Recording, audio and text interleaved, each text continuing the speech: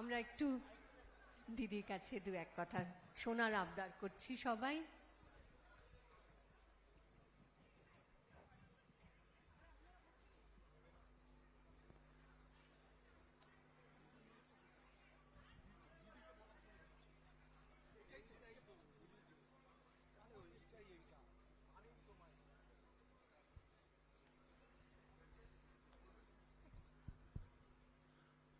আমরা অত্যন্ত খুশি যে আমাদের মধ্যে মাননীয় মুখ্যমন্ত্রী মমতা বন্দ্যোপাধ্যায় এসেছেন এবং এটা ওনারই পরিকল্পনা। আমরাও জানতাম না যে উনি এখানে আসবেন। আমাদের প্রত্যেক বছর 2011 সাল থেকে নজরুল তীর্থে হয়। এবার উনি আমাকে বললেন যে এটা রবীন্দ্র সদনে ইনুয়াল তুমি করো, এবং আমি ব্যক্তিগতভাবে এবং আপনাদের সবার হয়ে ওনাকে ধন্যবাদ জানাচ্ছি আমাদের এই অনুষ্ঠানে আসার জন্য। আপনারা আজকের এই দিনে যে এত বৃষ্টির মধ্যে এত লোক এসছেন, বাইরেও এত লোক উপস্থিত হয়েছেন, অবশ্যই যাকে ঘিরে তার জন্য, কিন্তু মাথায় রাখবেন যার মাথা থেকে এই অনুষ্ঠান এসছে তিনি হলেন আমাদের মাননীয় মুখ্যমন্ত্রী মমতা বন্দ্যোপাধ্যায়। এবং আজকের দিনে আপনারা ওনার বক্তব্য শুনবেন না আমি একটা অন্যায় আবদার করব? কি চাইছেন? হ্যাঁ, আরে জোরে বলুন।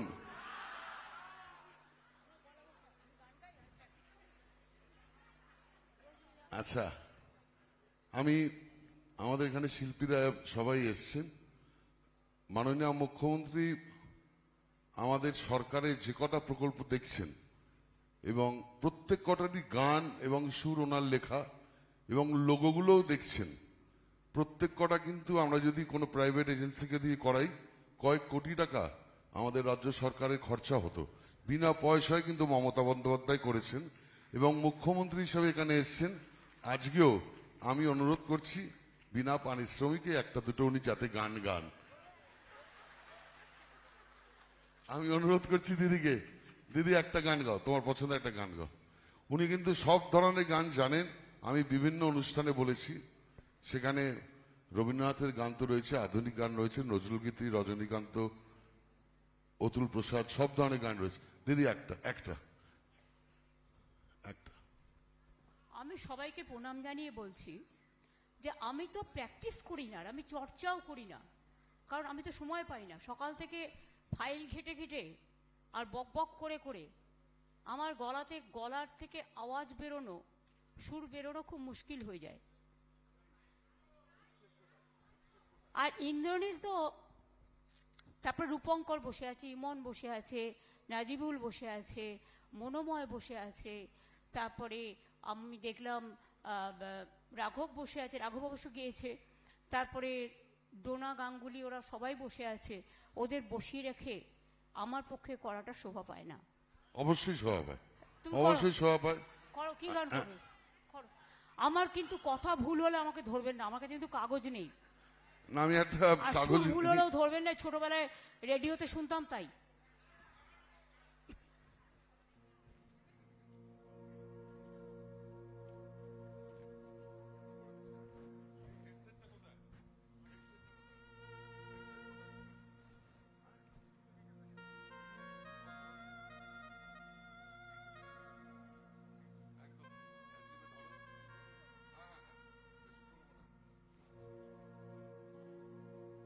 নয়ন ভরা জল গো তোমার, আঁচল ভরা ফুল। পুরো প্র্যাকটিস করেছে। ফুল নেব না, অশ্রু নেব ভেবে হইয়া কুল, নয়ন ভরা জল গো তোমার, আঁচল ভরা ফুল। ফুল যদি নেই তোমার হাতে, হয়নি হয়নি। ফুল ফুল যদি নেই তুমি আমার সুখটাই ভুল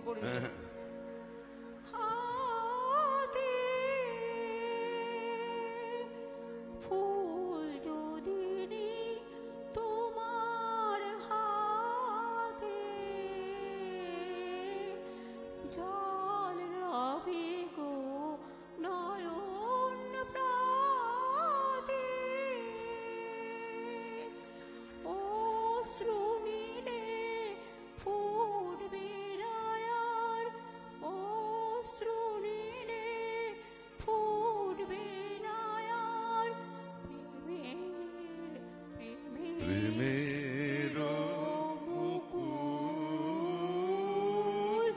নয়ন ভরা জল গো। এই তুমি পড়ো। আঁচল ভরা ফুল মালা যখন গাথো তখন পাওয়ার সাথে জাগে মোর বিরহে কাঁদো যখন আরো ভালো লাগে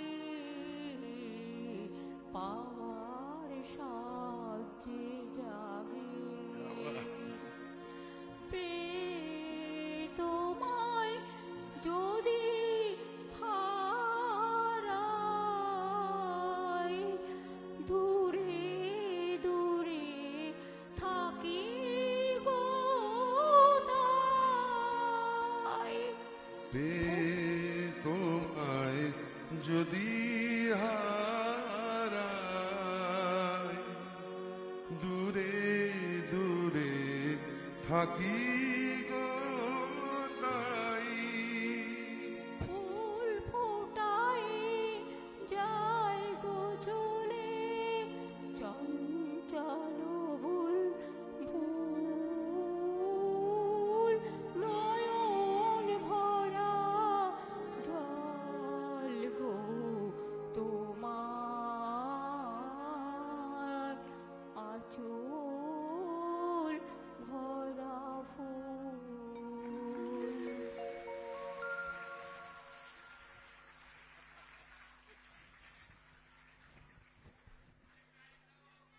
আরেকটা রিমাইন্ড আমি কি আর্টিস্ট না? আরেকটা আর কিচ্ছু হবে আমার গলা পুরো বসা। কিচ্ছু হবে না আগে থেকে দিদি। প্র্যাকটিস করো না কেন? হ্যাঁ।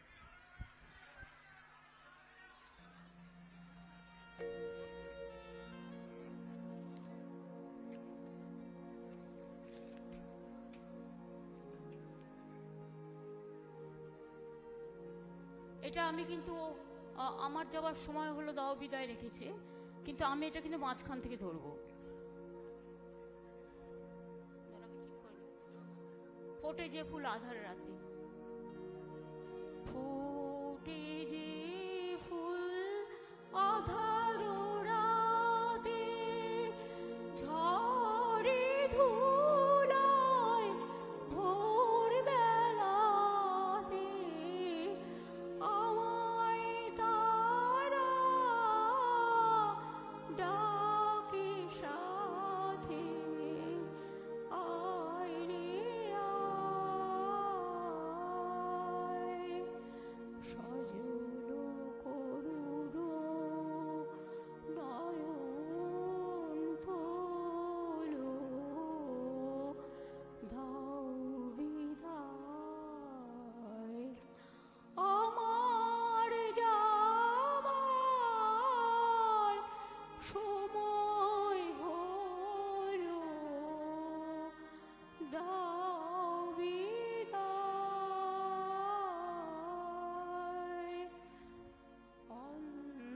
অন্ধকারে এসেছিলেম থাকতে আধার যাই চলে ক্ষণিকে ভালো বেসেছিলেম চিরকালের নাই হলে